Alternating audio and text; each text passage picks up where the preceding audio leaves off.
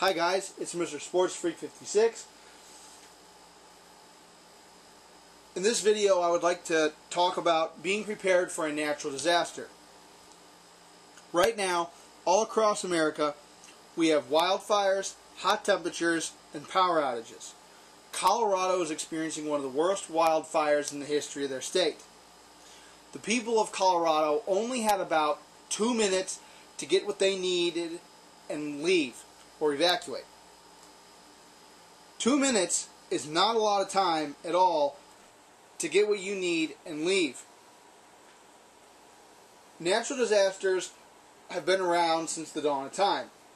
Earthquakes, landslides, wildfires, and hurricanes are what most Americans have to deal with every year. But what most Americans don't think about on a daily basis is being prepared for a natural disaster when it happens. Being prepared can A, make it less stressful on you when it happens, and B, it could save your life. Here's what I suggest doing to be prepared for a natural disaster. As you see in front of the camera, there is a duffel bag, scarlet and gray. In the duffel bag, I have a week's worth of clothes. That includes socks, shirts, shorts, depending on the time of the year. If it's summer, I have shorts. If it's winter, it's jeans. I also have thermal long johns and a sweatshirt. So let's take a look inside the bag so I can show you exactly what you need to be prepared for a natural disaster when it happens.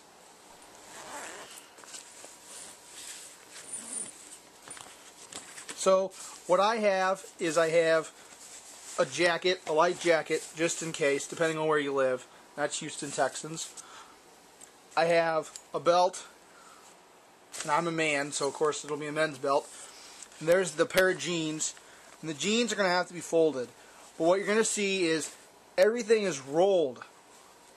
Now, why should you roll your clothes? Rolling clothes does two things. A, it gives you more space in your bag, and B, it creates less wrinkles. And then when you go to wherever you need to go, whether it be another family's house or a hotel, you can just throw it in the dryer for about 5 minutes and get the wrinkles out. And there's the week's worth of socks and shorts. And I put in an extra pair of sweatpants just in case. You don't know what's going on, if it's raining or what's happening exactly. And then there's the sweatshirt I was telling you about. That's a thermal Timberland sweatshirt. Other things you can bring along in your bag, which can make it a little bit even less stressful if you want to be very, very, very prepared. I can open the bag.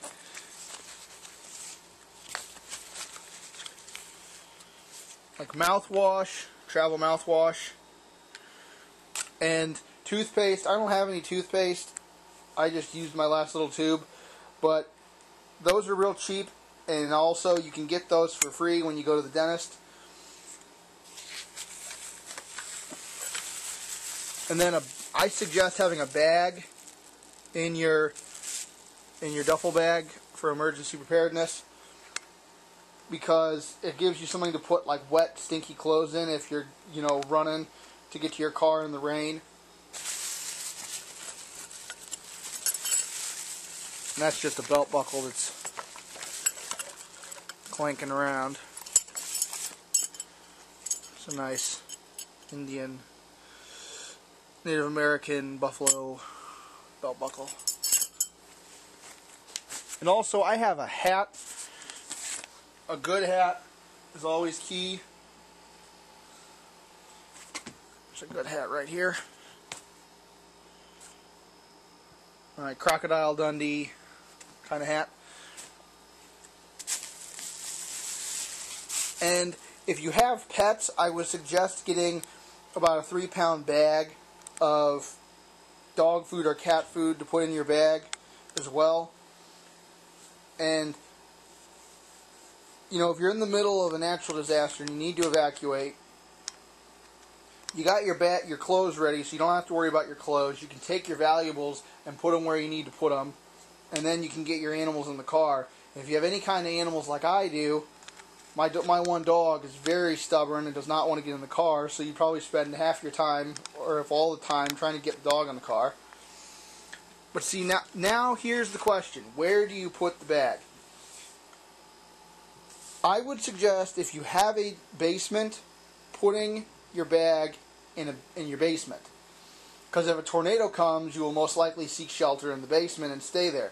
And if your house gets leveled, your bag is with you in the basement, you have a week's worth of clothes, so you don't have to go and spend a ton of money on clothes immediately. If you don't have a basement, because some people don't if you live in an apartment, I would suggest putting it in your closet. Most people hide in closets if it's a tornado. Now, if it's a fire, a wildfire, it doesn't matter where your bag is. If you don't get it out of your house and the house burns down, then, you know, you're in trouble there. But I'm pretty sure you'd have enough time to get your stuff and get out.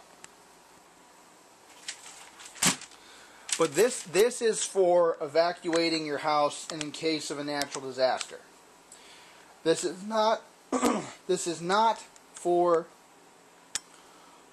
going to survive in the wild. This is stuff that you would take to a hotel, a family's house, a family member's house, a friend's house if you had to stay with a friend, if you didn't have any family in the area. And I suggest doing one bag and a week's worth of clothes for every member of your family that lives in your household. So if you have 4, you should have 4 bags. Another thing you can put in here is like water, bottled water. Bottled water does last a while. I would check on it occasionally to make sure it's not gone bad. Water does go bad.